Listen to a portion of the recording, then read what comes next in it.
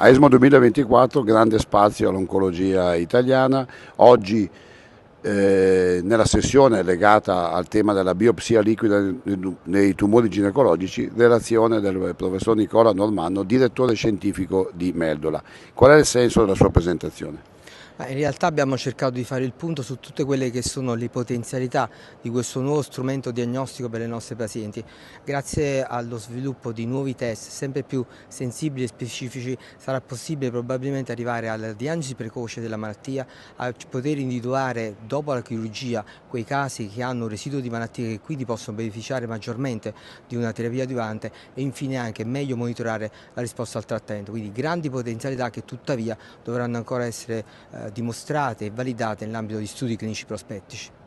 Grande d'utilità e soprattutto un grande favore al paziente che con la biopsia liquida è un esame non invasivo, ripetibile e quindi può aumentare la qualità di vita del paziente. Sicuramente questo, ma soprattutto ampliamo notevolmente le nostre possibilità di cura, perché se con la biopsia liquida riusciremo, e questi i dati preliminari sono in questa indicazione, a fare una diagnosi precoce di cancro, potremo ridurre notevolmente la mortalità, anche in neoplasie come per esempio quella dell'ovaio, dove non abbiamo di fatto in questo momento un programma di screening validato. Quindi grandi potenzialità non solo nell'ovaio ma in tante altre neoplasie, proprio per poter riuscire a salvare tante vite in più.